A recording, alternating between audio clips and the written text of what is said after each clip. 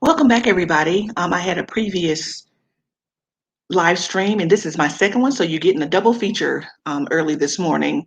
We're going to get into our very first story, but first, let me throw up the disclaimer.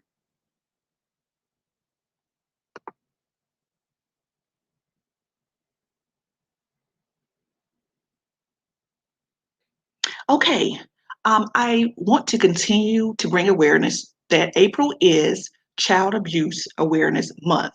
If you see something, say something. I'm going to throw the number up for the Child Abuse Hotline in a few minutes. And we're going to get into the first one is like a thank you clip. We have some US Marshals that are working on finding missing children who have been exploited, and they're finding these kids and they're bringing them back home safe and sound. So I want to give a hearty thank you to the US Marshals who are working with other agencies to get these kids back home. Huge update tonight, a breakthrough in the search for missing children. Thanks for staying with WJZ. I'm Rick Ritter. And I'm Nicole Baker. Now, the U.S. Marshals Office says Operation Not Forgotten has helped to return 18 missing children back home to their families in Maryland while locating at least 100 more. WJZ live tonight at 5:30. Max McGee reports on how they got this all done. Max, this is a huge story. It certainly is, Rick and Nicole. Yeah, the U.S. Marshals did it all in a span of 60 days with the help of multiple agencies. And even though the 2-month operation is done, I'm told the work is not.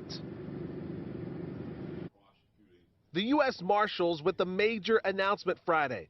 A 60-day investigation named Operation Not Forgotten has brought 18 missing Maryland children home and located 102 additional children. State police, Baltimore City and County, along with the National Center for Missing and Exploited Children partnered, something U.S. Marshal Johnny Hughes said was done with personal motivation. I have 2 boys. They're both grown now, but I remember raising them. Having a child is like having your heart walking around outside your body. The Department of Human Services and the Maryland Human Trafficking Task Force have responded to up to 21,000 youth trafficked in the United States. It is no secret that the number and nature of threats against our children have increased over the COVID-19 pandemic. The Justice for Victims Trafficking Act grants the Marshal Service the authority to assist state and local agencies in helping children, like the Baltimore Police Department. The Baltimore Police Department played a critical role in making sure that we visibly confirmed that the children were returned to their legal guardian, along with removing their information about being missing from the NCIC database system. Despite the 60-day operation officially ending, the work still continues. I think with the numbers and the success that we have, this is just a beginning, especially in this area. It's just the beginning of something that we're going to start and we're going to keep on going with. Authorities couldn't comment on any specific individual missing person cases, but since the year 2015, the U.S. Marshals have helped find more than 1,800 missing children. We're live downtown. Max McGee, WJZ.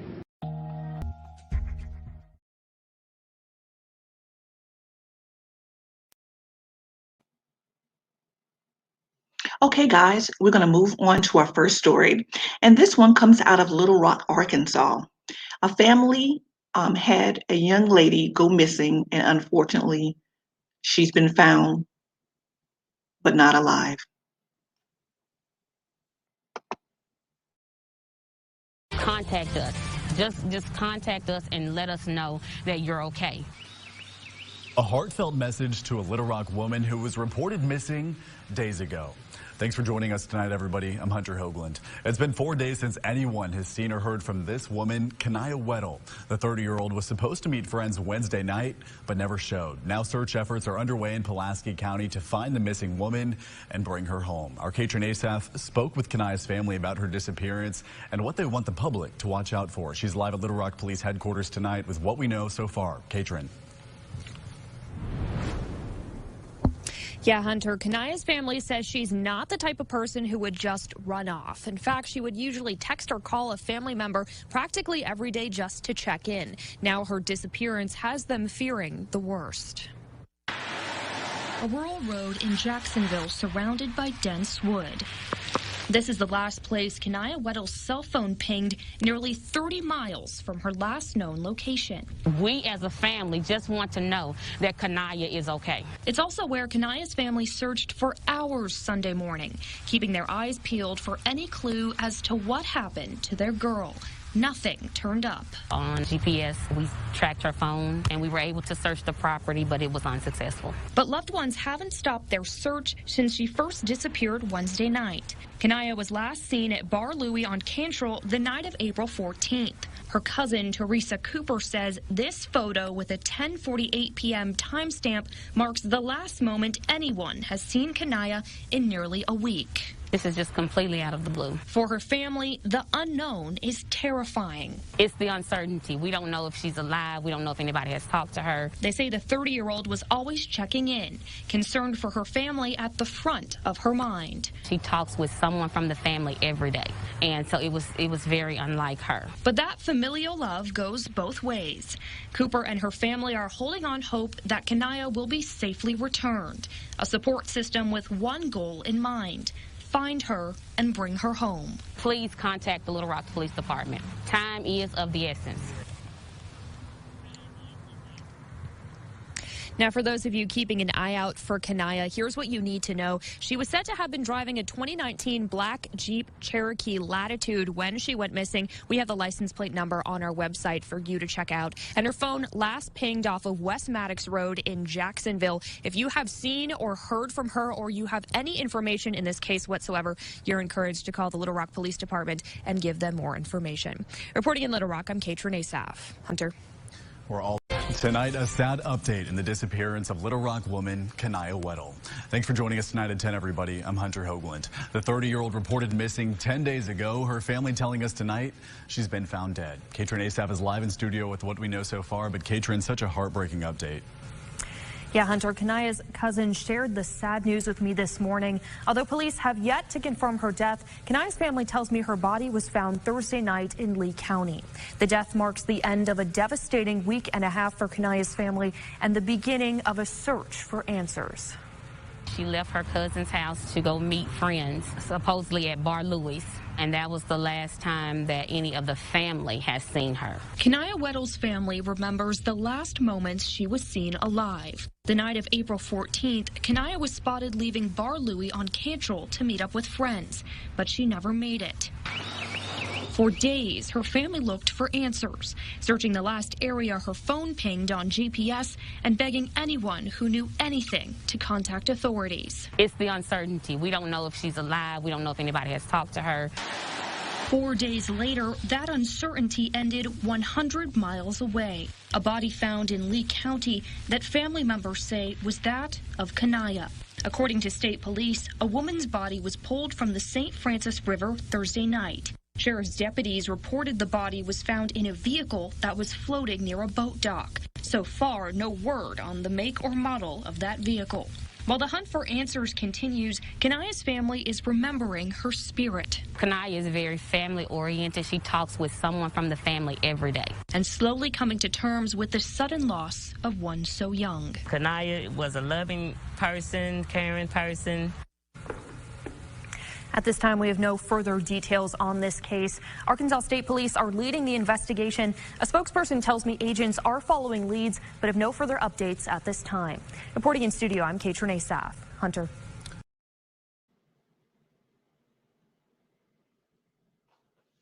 Okay, guys, we're going to move into the next story, and this one comes from a search for a 70-year-old. Her name is Sandra Eckhart, and all we know is she just up and disappeared.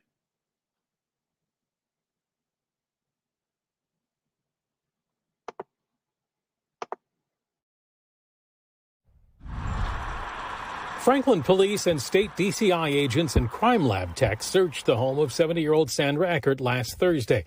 Her husband says the two argued the night of March 26th, and she drove off in his car after he hid her car keys. Muskego police spotted that car a few hours later, but there's been no sign of that car or Sandra in the more than 3 weeks since. Wes Eckert today told me police seized their computers, phones, even his checkbook and mail. He said police used at least one dog in the search of the house and property and says they seized his antique Model A car because he was told the dog got a hit on that car. As we reported Friday, police arrested Wes Eckert for possession of a firearm by a felon, but later released him. Search warrants were issued for the house and a storage unit the family has on Rawson Avenue. Those would detail what investigators found there. However, those remain sealed here at the Milwaukee County Courthouse. Wes Eckert told me detectives appeared determined to find some evidence of foul play, searching the house and storage buildings from top to bottom. He says he's been made to feel like a suspect, calling himself, quote, low-hanging fruit for detectives. He says he realizes at this point her disappearance has to be more than her just being angry at him. He says he's asking anyone with information to speak up. In Franklin, Nick Bohr, WISN 12 News. And to that end, the family has established a $10,000 reward for information leading to Sandra Eckert's whereabouts.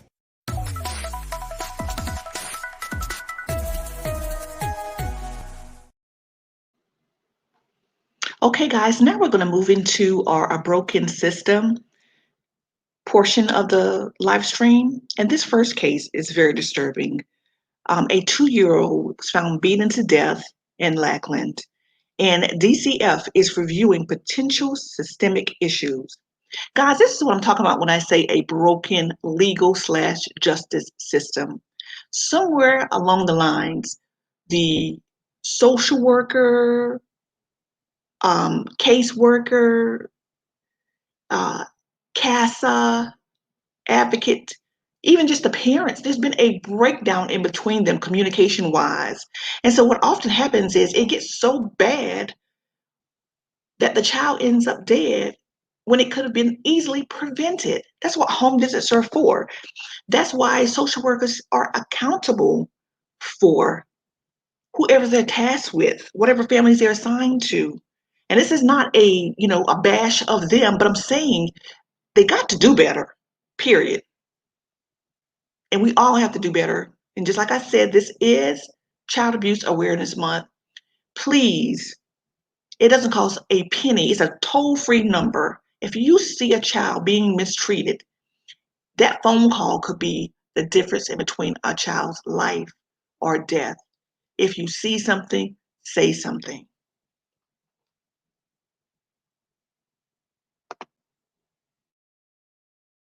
Well, Jaden was just 2 years old, but he used his words to communicate that he didn't want to go to Mommy's house. Records show that Jaden's dad expressed safety concerns to the court, noting that Jaden did not want to go to his mother's house. 2 months later, Jaden was at his mother's house when police say a man beat and killed him. Jaden Hines loved playing, pizza, and PJ Masks. The 2-year-old split his time between his mom and dad's house. On Thursday, 5:30 p.m., in accordance with the court-ordered custody agreement, Rashad Hines dropped off his son. It's excruciating pain to even think about what I could have done better in order to prevent this from happening. I just wish I would have just kept him that day. That day would be Jaden's last. Lakeland police say Allegra Jones, a man dating Jaden's mom, beat him unconscious. Instead of calling 911, he texted the child's mother, who rushed home from work. Jaden died of blunt force trauma. The suspect, who has multiple narcotics arrests, is now charged with aggravated manslaughter. Rashad says he warned the Florida Department of Children and Families and the court. How many more kids this system has to fail in order for this message to get through to them that things need to change? After I called DCF, no one did anything. After me stating to the judge, no one did anything. Nearly 2 months ago, Rashad filed this letter with the Polk County Clerk of Court. He requested a new hearing, citing concerns, writing Judge Toria Spoor, quote, I strongly feel for the safety of my children. My son cries his eyes out when he has to go. On Monday, we reached out to the judge and DCF. Judge Spoor had no comment, and DCF tells us they're still researching the case. Rashad's days are dark, but he's doing his best to stay strong for Jaden. I will not stop, and I hope you guys don't stop to get my son's stories out there. Push it, push it. Make sure everybody knows the truth. Push my son's story because he deserved better and he deserved justice. And for someone to hurt him, all he wanted was love. You would like him. If you would get to know him, you would love him. He would embrace you. If you just show him that you loved him, he would love you. The state attorney is still investigating, and more charges could come. If you're in this situation, call the clerk's office. There's procedures you must follow to get a new hearing. We've requested public records, and we'll follow the state's death investigation. In the Tampa newsroom, Masa Saidi, 8 on your side. I won't stop. A father's quest for justice. He says he warned the state that his little boy was in danger. He believes the lack of action cost the toddler his life. Good evening, I'm Keith Kate. And I'm Stacy Scheibel. Thank you for joining us. 2-year-old Jaden Hines told his dad he was afraid to go to his mom's house. Today, Jaden's mother was arrested, accused of playing a role in his death. 8 on your side investigator Masa Saidi is joining us from the Tampa News Center with more on this story tonight. Masa, prosecutors saying this mom pretty much failed to protect her son. That's exactly right, Keith and Stacy. Prosecutors say this mother knew her boyfriend was abusing her child, and she did not stop it. Tonight, we've confirmed the Florida Department of Children and Families was involved in Jaden's case, but action did not come in time to save the little boy. A sudden and tragic end to a young life. Police say Jaden Hines was beaten and left unconscious for at least an hour before 911 was called. Tonight, Jaden's mom, Rashandra Day, and boyfriend Allegra Jones are charged. The question now, did the state miss warning signs? Rashad Hines is Jaden's dad. I called DC up and nobody took action. I have to bury my 2-year-old son tomorrow, and the pain and hurt that I feel knowing that these people had the power to change things. Rashad was worried about his son's safety. For months, he tried to change the existing custody agreement, keep Jaden full-time. He turned to the court, the judge, and the Florida Department of Children and Families. I'm not a DCF expert. I don't have a degree in child care or anything like that, but I do have common sense. She should have been investigated. Knowing that she lost custody of her first daughter, she should have been investigated. Siobhan Harris heads DCF. We called and emailed the agency to learn about the state's involvement in Jaden's case. 10 days later, this statement, quote, "This family was known to the child welfare system. As a result, DCF Secretary Harris ordered a special review to examine prior interactions with the family and address potential systematic issues." Do you think there are potential systematic issues here? Of course I do. My message to Harris would be, please, please, please, please investigate your department. Find out who's responsible for my son's death and get rid of him. Despite his deep pain, Rashad is determined to find purpose in the face of tragedy. He'll work to save other children and keep Jaden's memory alive. And this is what Jaden would do every single day. Dad eating pizza and drinking his juice from his sippy cup, watching PJ Masks every day. So Jaden's mom is charged with neglect causing great bodily harm and accessory following murder. And this morning, her boyfriend was indicted on first-degree murder. And Keith, he could face death. Right, and it sounds like Jaden's dad did pretty much everything he could to protect his son. Yeah, he really did. Rashad Hines did everything he could. There was an existing custody agreement in place, and legally, he couldn't break that order and just decide that he was going to keep Jaden. He would have gotten into a lot of trouble for that, Keith. Sad, thank you. Masa Saidi live at the Tampa News Center. Now, if you have something you want Masa to investigate, you can call the 8 on your side helpline. There's the number on the screen, 1-800-338-0808. Okay, guys, and this is the last story of this evening, and this one is very, very disturbing as well. A 28-year-old mother is charged with the murder of her son. Police say Caitlin Higgins admitted to shooting her 10-year-old and trying to cut out his tongue. As Tom Lally reports, it's been a difficult day for the Taylorberry neighborhood. It was a heartbreaking moment when that 10-year-old's babysitter showed up here this afternoon. She says KJ was a good kid, and she can't imagine what would have led to this shooting. I've never had an issue with KJ ever. He was a sweet, loving child. He was such a good boy. I heard the gunshots last night. Neighbors spent the night trying to put together what happened. This arrest report paints that picture, saying a neighbor spotted Higgins with a gun and a child wrapped in a blanket. Police arrived to find her sitting on these steps that now hold memories of her son, who authorities found dead in the trunk of her car. Higgins later admitting to police she shot him. and tried to cut out his tongue. This is so unfair. This is so unfair. Yeah, I mean, she had plenty of people if she was struggling, to drop him off, and we would have cared for him. Maya Lancaster worried for KJ's 2-year-old brother, who police tell us is safe and with relatives. It's just heartbreaking. Less than a block away, Victoria Carter cares for her children and wonders how a mother could do this. I'm sorry to that boy. It's like you can't even say sorry to the mother because she's the one that did it. And that's messed up. It was just so close to home, and it just made me feel like, that could have happened, to any of us. Taylor Alexandra says her mother has called the police on this family before for how Higgins treated her 2 dogs. We don't understand why a dog would have to be out there doing ice storms and stuff. We thought that was unusual. One of those dogs was still in the house Wednesday. Higgins has an arraignment scheduled for 9 tomorrow morning. For WHAS, I'm Tom Lally. Now, according to an arrest citation, Caitlin Higgins admitted that she shot her 10-year-old son after trying to cut out his tongue. Police found the child dead in the trunk last night after responding to a welfare check after a caller said they saw Higgins with a gun and a boy wrapped in a blanket. Higgins has been charged with murder as well as tampering with physical evidence. Okay, guys, those were truly some disturbing stories. But we're going to try to change and lighten the mood. For those of us who didn't get a chance to watch the Oscars, the red carpet was phenomenal. So I made up a quick little video that highlights some of the most beautiful designers and outfits. Okay, guys, enjoy.